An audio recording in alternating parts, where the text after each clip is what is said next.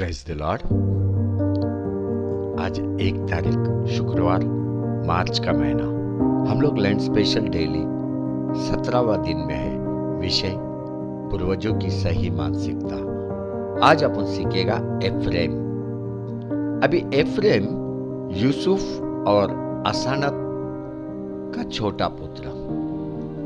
उनका बड़ा पुत्र का नाम मानस है। पढ़ते उत्पत्ति का किताब 41 अध्याय 51-52 वचन। और यूसुफ ने अपने जेठे का नाम यह कह के मनसे रखा कि परमेश्वर ने मुझसे सारा क्लेश और मेरे पिता का सारा घराना भुला दिया है। और दूसरे का नाम उसने यह कहकर एफ्रेम रखा कि मुझे दुख भोगने के देश में परमेश्वर ने फुलाया फलाया है। एफ्रेम का अर्थ है फुलाया फलाया, फलदायक, उन्नति। यूसुफ का पिता याकूब का दूर दृष्टि था, दूर दृष्टि। उसने देखा एफ्रेम बहुत बढ़ेगा और उन्नति प्राप्त करेगा। अपना सबको मालूम है याकूब को 12 पुत्र थे। उनमें से एक पुत्र का नाम यूसुफ। अभी मनसे और एफ्रेम यूसुफ के पुत्र है। याकूब ने जब अपने पुत्रों को आशीर्वादित किया, पढ़ते कैसा आशीर्वादित किया। उत्पत्ति का किताब 49 अध्याय 1 और 2 वचन। फिर याकूब ने अपने पुत्रों को यह कहकर बुलाया कि इकट्ठे हो जाओ, मैं तुमको बताऊंगा कि अंत के दिनों में तुम पर क्या क्या बीतेगा। हे याकूब के पुत्रों, इकट्ठे होकर सुनो, अपने पिता इज़राइल की ओर कान लगाओ। ध्यान देने वाला बात यहां पर याकूब ने अपने पुत्रों को याकूब करके आशीर्वादित किया। याकूब करके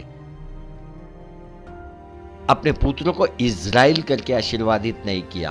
आपको याद है परमेश्वर जब याकूब से भेंट करने को आया, तब याकूब ने परमेश्वर के पैरों को पकड़ लिया और परमेश्वर को याकूब के साथ मलयुद्ध करना पड़ा। छुड़ाने के लिए मलयुद्ध। याकूब ने पैरों को छोड़ा नहीं। उसने परमेश्वर को बोला, जब तक तू मुझे आशीर्वादित नहीं करेगा मैं तुझे जाने नहीं दूंगा। तब परमेश्वर ने उसका नाम पूछा। उसने कहा याकूब। तब परमेश्वर ने कहा, आज से तेरा नाम याकूब नहीं इज़राइल होगा। परमेश्वर ने याकूब को इज़राइल नाम दिया। पढ़ते उत्पत्ति का किताब 35 अध्याय 10 वचन। और परमेश्वर ने उससे कहा, अब तक तो तेरा नाम याकूब रहा है, पर आगे को तेरा नाम याकूब ना रहेगा, तो इज़राइल कहलाएगा। इज़राइल ये नाम परमेश्वर ने याकूब को दिया। लेकिन जब याकूब ने अपने पुत्रों को आशीर्वादित किया, उसने याकूब करके आशीर्वाद किया। याकूब करके, इज़राइल करके उनको आशीर्वादित नहीं किया। इज़राइल ये एक आत्मीय नाम है, स्वयं परमेश्वर ने उसको दिया। पर हम देखते हैं उत्पत्ति का किताब 49 अध्याय 1 वचन में वह याकूब करके बच्चों को आशीर्वादित किया। पर जब अपने पोते मनसे और एफ्रेम को आशीर्वाद देने का वक्त आया, वह याकूब करके आशीर्वाद नहीं किया, पर इज़राइल करके उनको आशीर्वादित किया। पढ़ते उत्पत्ति का किताब 48 अध्याय 14 वचन। तब इज़राइल ने अपना दाहिना हाथ बढ़ाकर एफ्रेम के सिर पर जो छोटा था और अपना बायां हाथ बढ़ाकर मनसे के सिर पर रख दिया। उसने तो जानबूझकर ऐसा किया, नहीं तो जेठा मनसे ही था। एफ्रेम और मनसे को जब आशीर्वाद किया, इज़राइल ये शब्द अपने को बाइबल में देखने को मिलता है। ये सब क्या है? पवित्र आत्मा का कार्य है। पवित्र आत्मा का। एफ्रेम छोटा है, फिर भी इज़राइल ने अपना दाया हाथ उसके ऊपर रखा। मनसे जो जेठा था उस पर इज़राइल ने अपना बाया हाथ रखा। यहूदी का नियम से दाया हाथ हमेशा जेठा पुत्र पे रखा जाता है, छोटे पर नहीं। दाया हाथ सामर्थ को, पद को और उन्नति को दर्शाता है। मैं वापस बोलता है, दाया हाथ सामर्थ को, पद को और उन्नति को दर्शाते हैं। यह आशीर्वाद का हकदार मनसे था, पर इज़राइल ने यह आशीर्वाद जानबूझकर एफ्रेम को दिया। यूसुफ को लगा पिता ने गलती से हाथ गलत सर पे रख दिया। यूसुफ ने पिता का हाथ हटा के मनसे के सिर पे रखना चाहा। यूसुफ नाराज हुआ, पर याकूब पवित्र आत्मा के मार्गदर्शन में यह सब कर रहा था। उसे दिखाई नहीं दे रहा था, फिर भी हाथ तिरछा करके सर पर रखा। पढ़ते उत्पत्ति का किताब 48 अध्याय 8 से 14 वचन। तब इज़राइल को यूसुफ के पुत्र देख पड़े और उसने पूछा, ये कौन है? यूसुफ ने अपने पिता से कहा, ये मेरे पुत्र है जो परमेश्वर ने मुझे यहां दिए हैं। उसने कहा, उनको मेरे पास ले आ कि मैं उन्हें आशीर्वाद दूं। इज़राइल की आंखें बुढ़ापे के कारण धुंधली हो गई थी, यहां तक कि उसे कम समझता था। तब यूसुफ उन्हें उनके पास ले गया और उसने उन्हें चूमकर गले लगा लिया।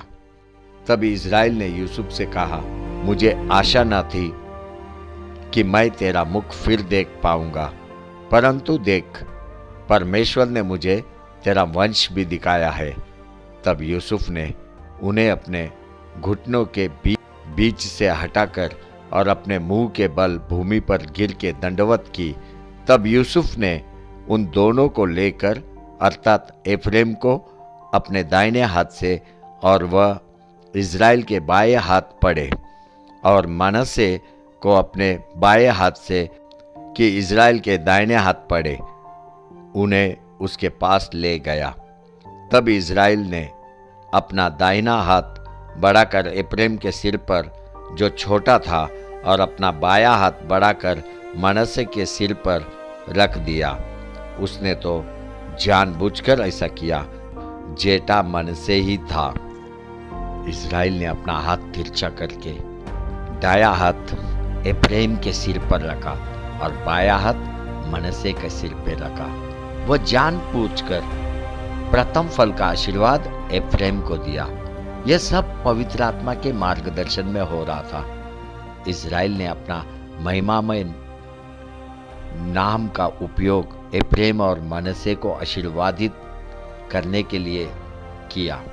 एफ्रेम को दुगना आशीर्वाद दिया, दुगना।